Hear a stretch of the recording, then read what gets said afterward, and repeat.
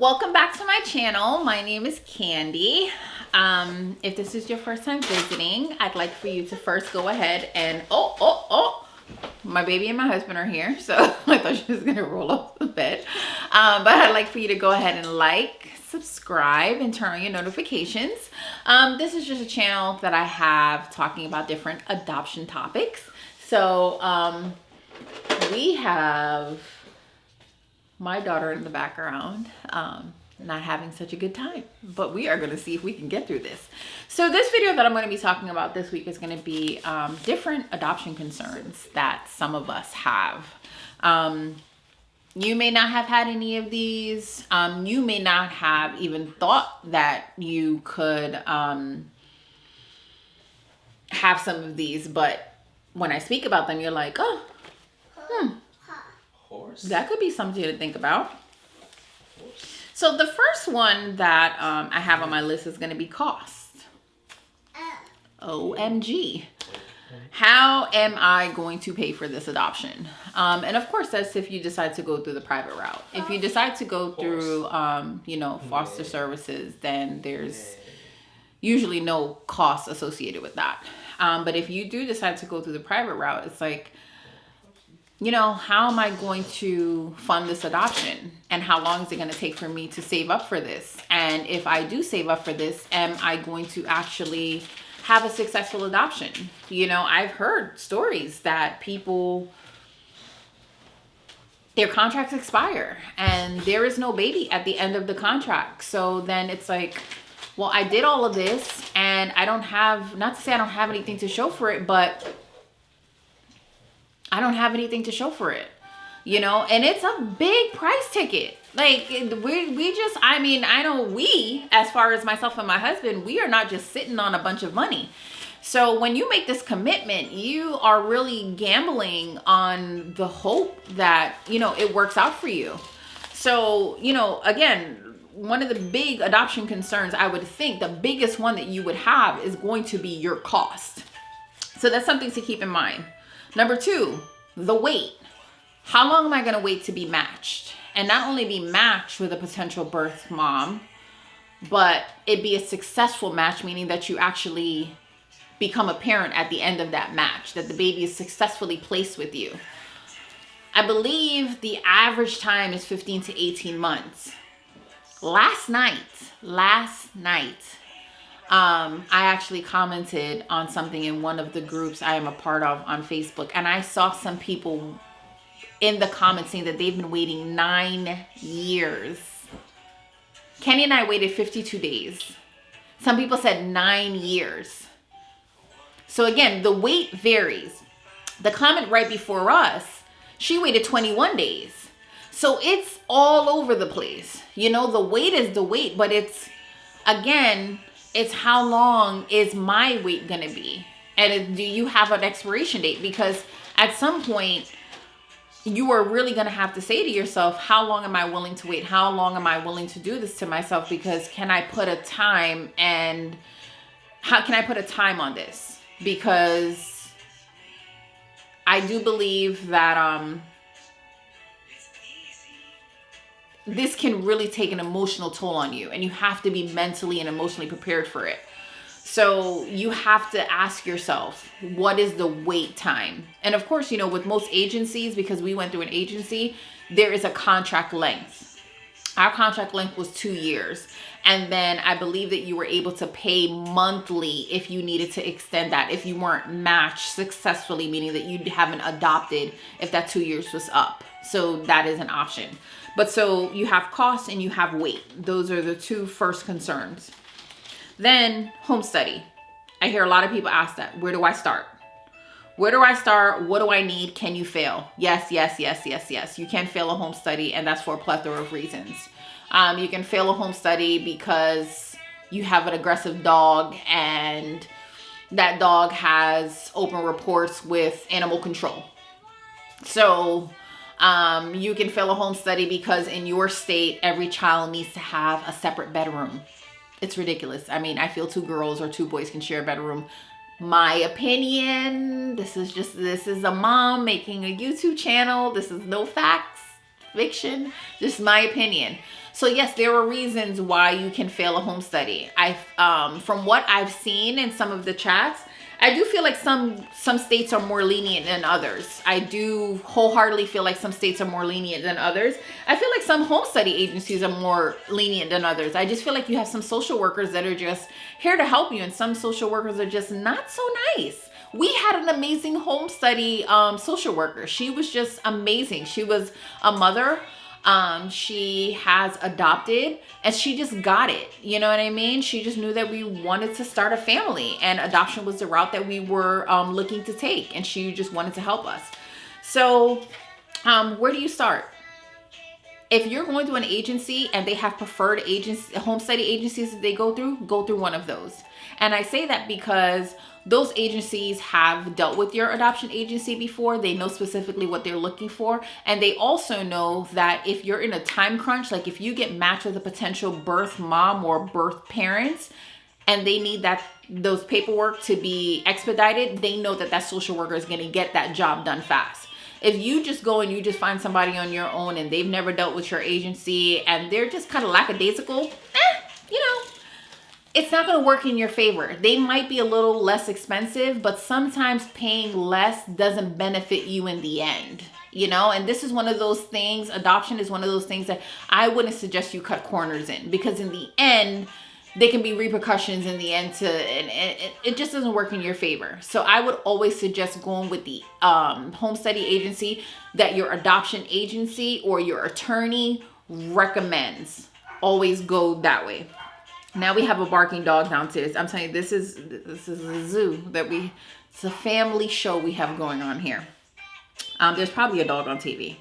So we said where to start. So you want to go ahead and you want to get your agency information from your agency. And then the one thing about the home study, start it as soon as possible, because that's the thing that takes the longest. Your fingerprints, start it as soon as possible. All the paperwork, anything that you have to write. So if it's like an essay, an autobiography, if you have to get reference letters written from friends and family, usually not family, so friends, get that stuff done as soon as possible.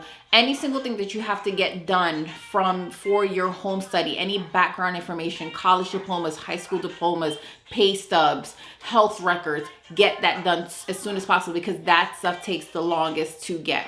So your home study, it's not as scary as people make it out to be as far as our experience, but get the home study stuff done as soon as possible. Next, I'm going to say, and I just had a friend ask me this the other day. Can you really love a child that's not biologically your own as your own? And will your family and friends accept them? To me, yes. It's weird because the minute I saw our daughter, I became instantly protective of her. Instantly protective of her, and my husband became the same way. Every nurse that came around her, every doctor that came around her, we were so protective. Like, what are you doing? What are you trying to do? It was just like Mama Bear and Papa Bear set in. It's like an instant love, and you can't really, you can describe it, because I'm sure most of you watching this, if you've adopted, you know exactly what I'm talking about, and most parents know what I'm talking about, but some may not understand it if you've never adopted. But yes, you can love them just like your own. I feel like she came from me. She's like my flesh. I love her more than I could ever describe. So if that's a fear that you have going into it, I've seen that on some of the chat groups on Facebook. I'm nervous that my husband won't love the child as his own, or that was never a concern of ours. It just wasn't. We have adoption in our family, and we just don't see it as any different. Love is love. You don't have to be biologically related. I'm not biologically related to my husband by any means. And I love him with all my heart. He's laughing.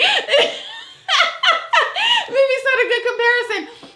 But I compare it to, because you don't have to be blood related to somebody to love them with all your heart. That's a good caveat, if I might say so myself. Whatever. But yes, you will love them. And our experience, our family is obsessed with our baby girl. They're obsessed with her. So yeah, your family will love and accept that child because you love and accept that child. And you know, again, we can only speak from our experience. Unfortunately, I'm sure you do have some experience with some families that may treat an adoptive child a little bit different. And that's sad and that's very unfortunate. And that shouldn't happen because every child deserves to be loved and treated as an equal. And they should never feel like the oddball out. But that happens. So you as a parent, you need to make sure that you do your best to make sure that your child feels safe and secure in every situation that they're in possible. The next one is a hard one.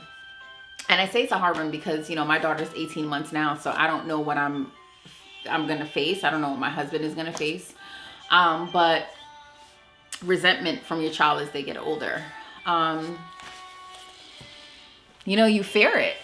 Because you don't know. I've had conversations with other adoptive parents about it, but you know, none of us have answers. We just kind of converse with one another because all of our children are so young. But you know, you wonder if they'll be upset. Not necessarily upset with you, but just be upset because they were adopted.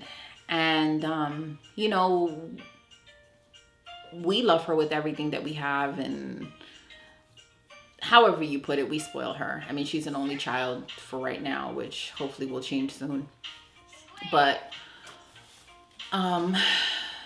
you know, she's gonna have questions that we don't have answers to, and we just hope and pray that she knows that she is loved and treasured, and we didn't choose her. And I think that that's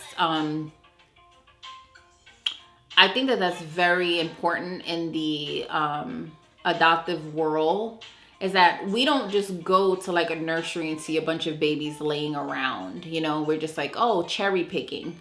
No, we have an adoptive parent that sees our profile and sees something special within us and chooses us to parent their child, you know? So they saw something in us that stood out to them that says, I see values in them that I would like for them to pass on to my child. At least that's how I see it. And I would hope and pray that we raise her to just be this amazing, beautiful, self-confident, smart, strong young woman. And if she has concerns, to come to us with them, because we plan to share her story with her as early as possible. I want there to be full transparency with her.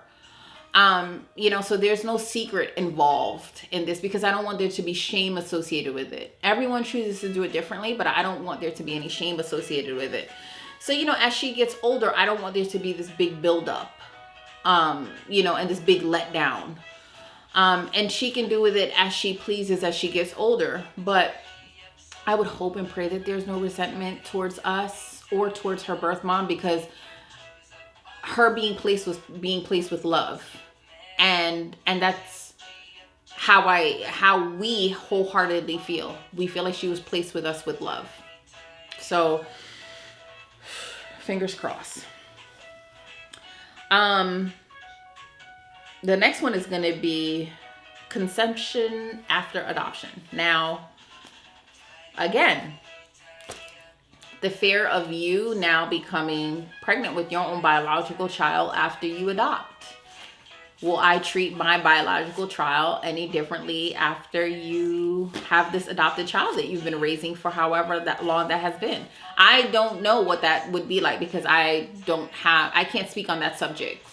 But that's a fear that some people do have, because my whole thing is I never want Peyton to feel left out. I don't want my child to feel left out. I don't want her to feel less than. I don't want her to feel like the oddball out of anything.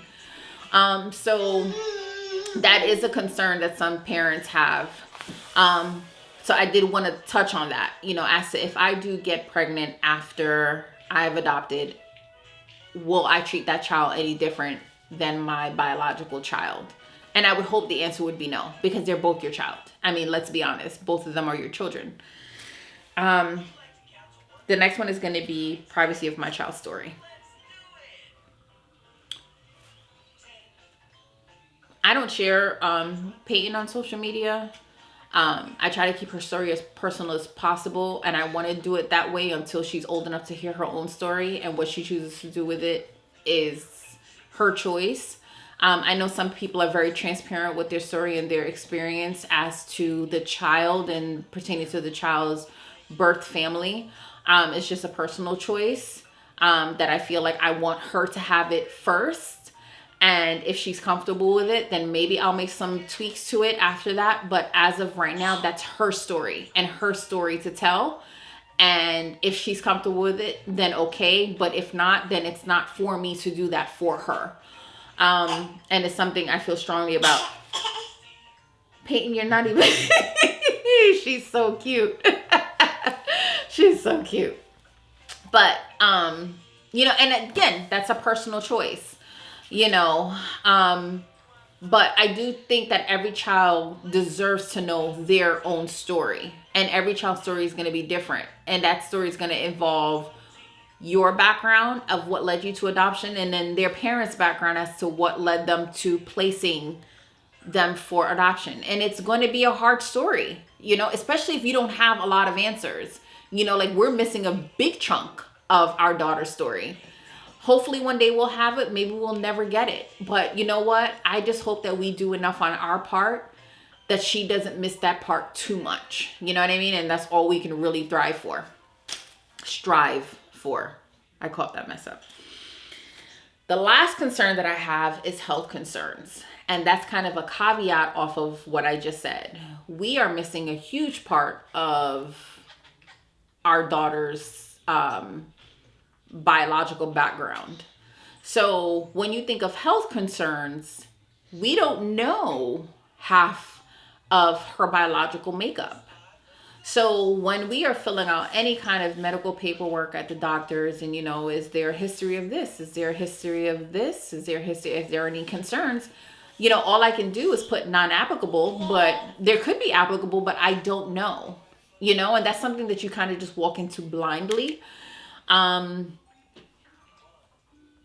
And you hope for the best, you know, you just hope for the best, and that's your time to be very diligent as their parent and to look for any signs, and to tackle those as early as possible.